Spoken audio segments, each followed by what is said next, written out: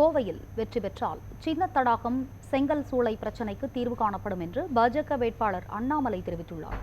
கோவை சின்ன தடாகம் பகுதியில் அவர் மேற்கொண்ட தேர்தல் பிரச்சாரத்தை மகாயுத்தம் மேடை பகுதியில் பார்க்கலாம். எல்லாருமே நிறைய கன்னட பேசுறவங்க இருக்கிறாங்க, பின்னாடி காதலான சொல்லிட்டே இருக்காங்க. நம்ம எல்லாரும் ಕೂಡ ನನ್ನ ಪ್ರೀತಿಯ ನಮಸ್ಕಾರನ ತಿಳಿಸ್ತೀನಿ.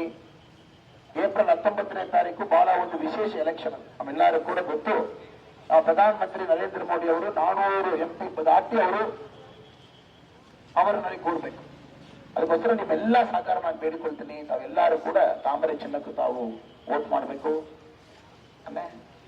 இவங்க எல்லாம் நான் பேசுற கன்னடம் அவங்களுக்கு புரியலையா இல்ல அவங்க பேசுற கன்னடம் வேறையா? ஐயா நாங்கெல்லாம் இந்த புக்கை படிச்சு கன்னடம் கத்துக்கிட்டோங்கண்ணா, இந்த புக்கை படிச்சு கத்துக்கிட்டேன், அதனால வர்ற தெரிஞ்சதை பேசுறேன், கோச்சிக்காதீங்க. நான் எல்லாரும் கூட ಸಾಕಾರ ಮಾಡಬೇಕು. ನಾನು ನಿಮ್ಮಲ್ಲಿ ಬೇಡಿಕೊಳ್ತೀನಿ. ಏಪ್ರಿಲ್ 19ನೇ ತಾರೀಕು ತಾವೆಲ್ಲರೂ ಕೂಡ ಜ್ಞಾಪಕ ಇಟ್ಕೊಳ್ಬೇಕು. ನಮ್ಮ ಚಿನ್ನ ತಾಮರೆ ತಾವೆಲ್ಲರೂ ಕೂಡ ಮೈಂಡ್ನಲ್ಲಿ ಇಟ್ಕೊಳ್ಬೇಕು.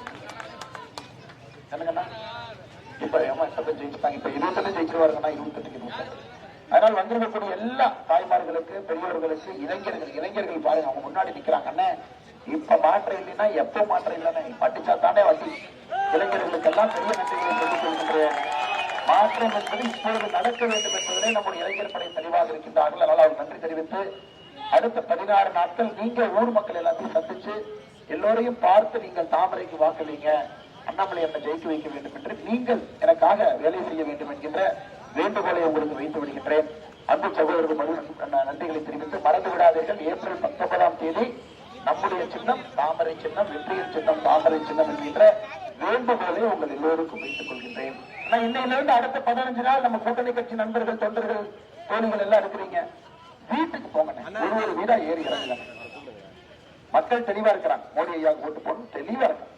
நீங்க வீட்டுக்கு மட்டும் போயிருங்க. அடுத்த 15 நாட்கள் எல்லா வீடும், கிராமத்துல இளைஞர்கள் இருக்கிறீங்க, எல்லோரும் எல்லா வீட்டுக்கும் சென்று மோடி ஐயாவுக்கு வாக்களிக்கணும். மோடி ஐயா ஜெயிக்கும் பொழுது எப்படி நம்முடைய தடாகத்தினுடைய வளர்ச்சிக்கு எப்படி பயன்படுத்திக் கொள்ளலாம் என்பதை ஒரு வீட்டுல நீங்க சொல்லணுங்க. அதான் அன்பான வேண்டுகோள். தமிழர் தேசம் கட்சியிலிருந்து பெரும்படையாக வந்திருக்கிறாங்க. அண்ணன் KKS என்னுடைய நெருங்கிய நண்பர், ரொம்ப நெருங்கிய நண்பர். எல்லா அரசியல் மாற்றத்திற்காக நம்மோடு இணைந்திருக்கின்றார்கள். நிச்சயமாக அரசியல் மாற்றத்தை 2024 நம்ம ஆரம்பிப்போம் ஐயா. 2026 முடிச்சு காட்டுவோம். நம்ம எல்லோரும் தமிழகத்தில் ஒரு புதிய ஆட்சியை கொண்டு வருவோம். 2024 மோடி ஐயாவை கொண்டு வருவோம்.